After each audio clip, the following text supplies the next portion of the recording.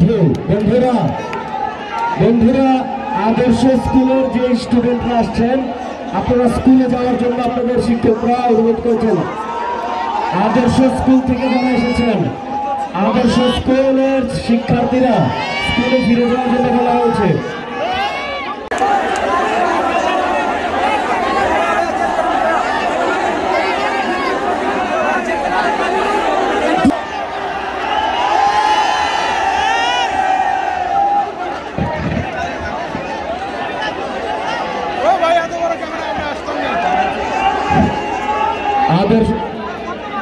প্রিয়